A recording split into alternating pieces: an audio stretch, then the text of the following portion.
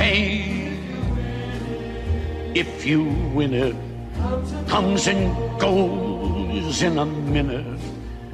Where's the real stuff in life to cling to? Long. Welcome to the Boomer Pod podcast, where we interview movie and TV celebrities. Our guest today is stunt performer, coordinator, and actress, Miss Tarah Paige. Welcome, Tarah, and thank you for being with us today. My pleasure. Thanks for having me. Tarah, let's talk about your career in acting, stunt performing, and coordinating.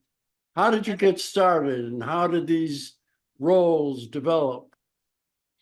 Well, I started off, I grew up in Phoenix, Arizona, and I showed a natural ability for gymnastics and dance. So my parents put me in a whole bunch of athletic activities, and it kind of just blossomed into a career. I was performing at a young age, and I had this passion. I just knew as soon as I was age eligible and graduated from college, I knew I wanted to move out to California and do something in the entertainment industry, whether it be stunts or acting or dancing or whatever it was. I was into it. So that's how it started.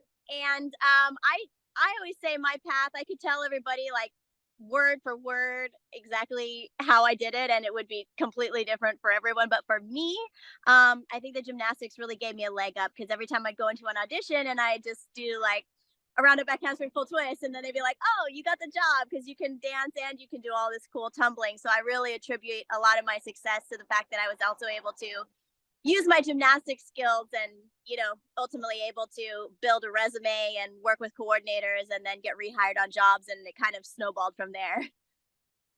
What other career paths did you try before getting into film?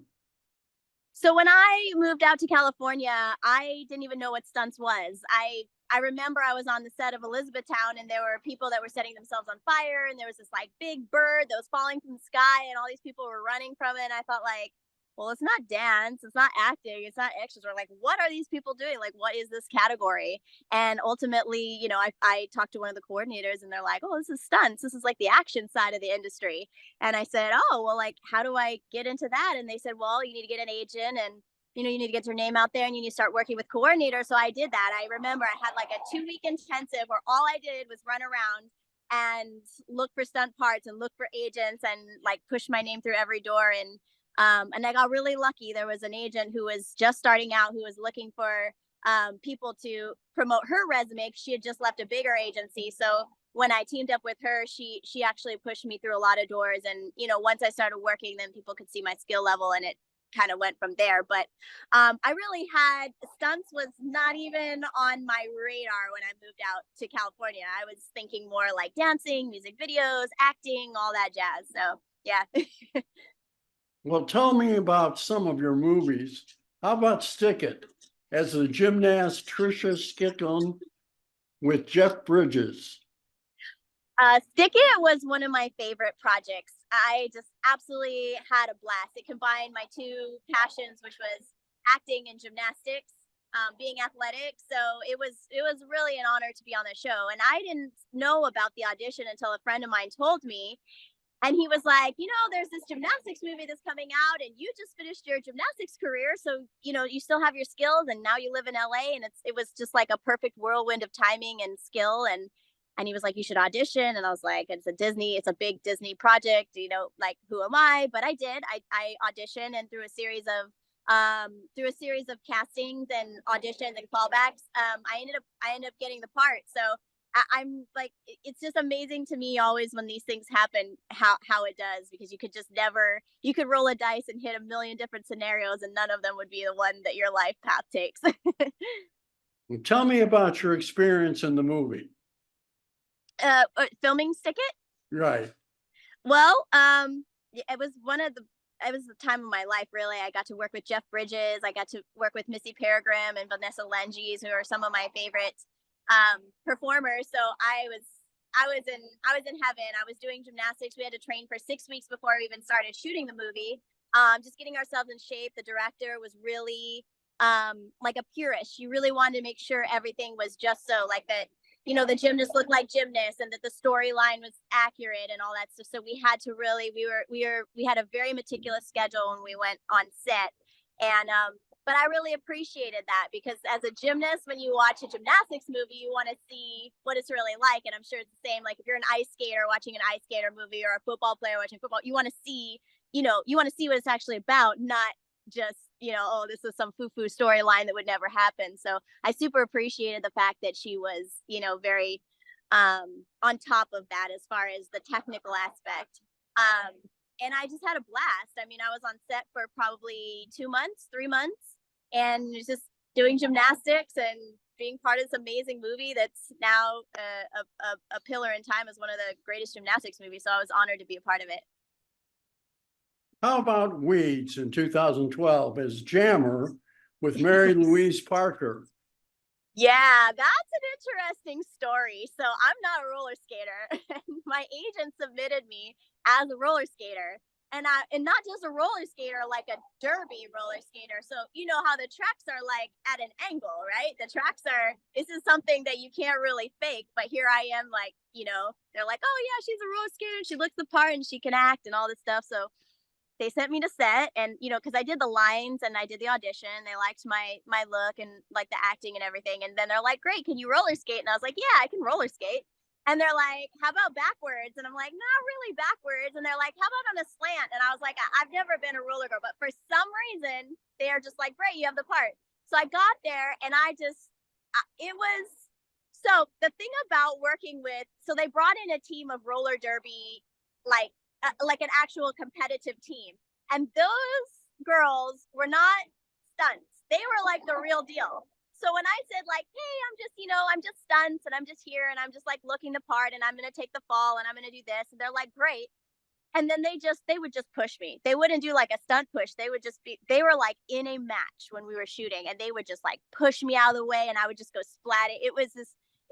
I came away, I think, from that job with more bruises than any other job I've ever taken. It was, I really saw the difference between somebody who was a professional stunt artist who was doing things for a movie to look like action, and people who were out there to compete and had no idea about the movie industry and were just like, great, we're roller derbyists.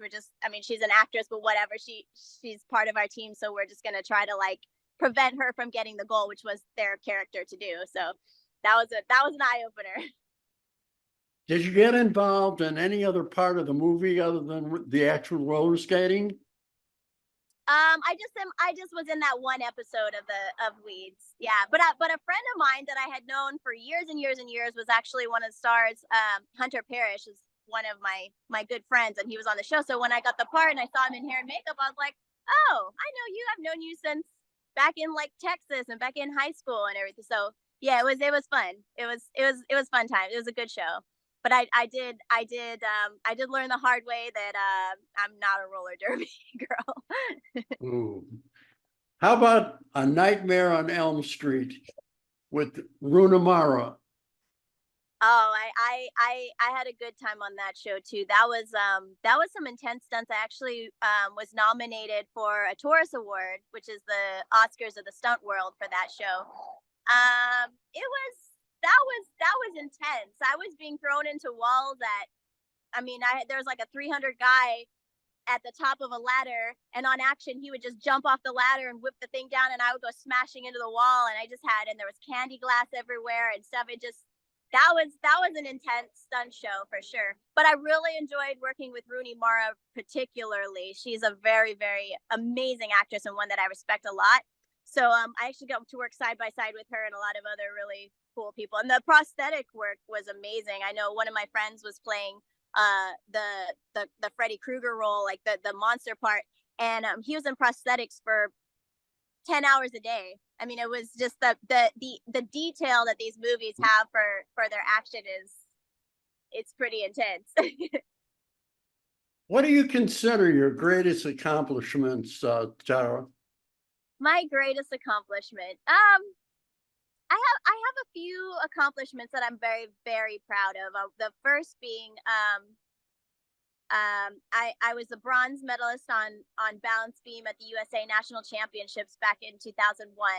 and on the national team for the U.S. national gymnastics team. So the height of my gymnastics career, I worked for 15 years to get to that level, and having a medal at the national championships to prove that was very cool. I still have that framed on my wall. And then beyond that, just being able to get into the industry and having the stick-to-itiveness to create a career out of something that's your passion. I mean, that's a huge accomplishment. Not very many people get to do what they love and make a living out of it. And I'm honored to say I've never had to be a waitress. I've never had to take a second job. I've always just been able to jump in the industry and just do what I love. So I think that's probably what I'm most proud of. And how about your current challenges? Say that again? Your current challenges? My current challenges? Yes. Well, there's always challenges. I mean, living in Los Angeles and competing against literally the most talented people in the world, because you have to remember Los Angeles is where everyone who has any kind of talent or any kind of skill or any kind of look, they all congregate to New York, LA, all the big hubs, right? So I was a big fish in a small pond in Phoenix.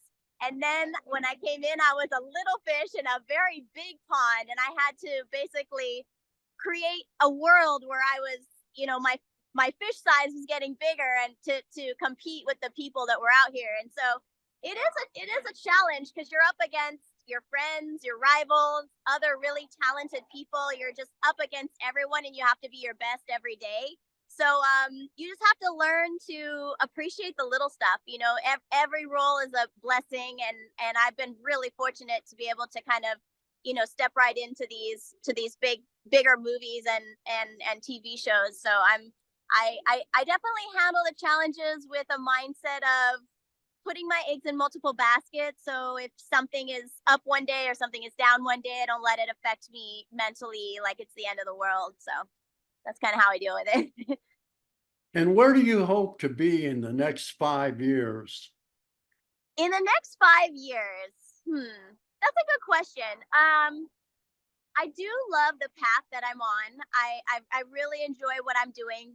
However, stunts is a very limited career in the sense that it depends on your body, how much your body can handle pounding the ground or taking the hit or taking the fall or being out in the open ocean or any one of the number of things that we do as stunt people. So the natural progression for most stunt people is to transition into coordinating, which I've done a little bit. I coordinated a TV show in 2009 to 2012 called Make It or Break It, which is a gymnastics show, which I learned a lot about the other side from.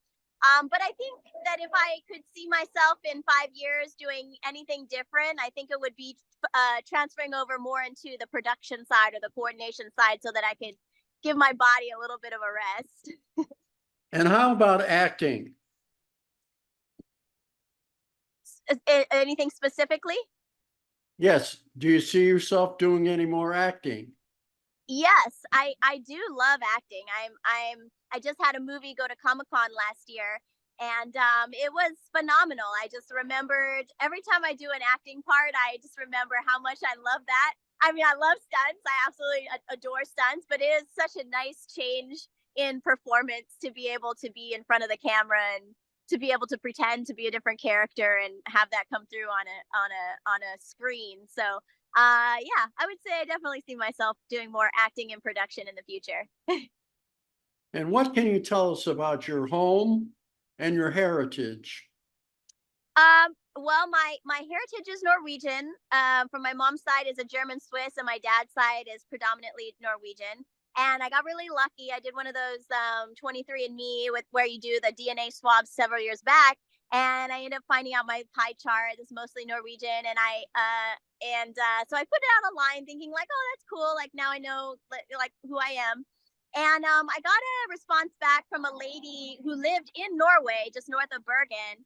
And she was like, oh yeah, my husband, I think he's your like second cousin down the runs removed or something like that. And so we got to talking, and they invited me over to their homestead, which was our homestead from my last name, my original last name as it came from the Norwegian, which is Kjellevold with a KJ. And they invited me out and put me up and showed me the whole homestead, and gave me some awesome parting gifts in the forms like a book of my heritage dating back to the Vikings in the 1500s, and also just gave me like there's a hearth of a stove. It was rusted, but it's basically the old homestead, the hearth where the fire was, and they shipped it to me, and I got the red carpet. I just really loved Norway and meeting my family, and it was I didn't realize how big of a family, because my mom is an only child and my dad is an only child, so it's just me and my brother. So I was like, oh, we have a really small family. But when I went to Norway, I realized I have a very, very big family, and they were all really super supportive, and I hope to go back one day. Great. What have I missed, Tara? Anything else that you'd like to mention or pitch? I think we pretty much covered it. That was a really all-encompassing interview. So I really had fun talking to you about my life and my career, and yeah, everything about who I am. And I'm honored to be on your show. Thank you for seeking me out and finding me and putting me on your show. So I had a good time. Will you join us in the future to share any updates in your career? Yes, I absolutely will. Text me or email me anytime, and we'll get together for another show, and I'll give you some updates on what's happening in the life of Tarah Paige. Great, great. Stay safe in the storm. Be well, Thank Tara. you. Thank you. And thank you for the interesting conversation. Thank you so much. Bye-bye. Bye. And you will be happy too.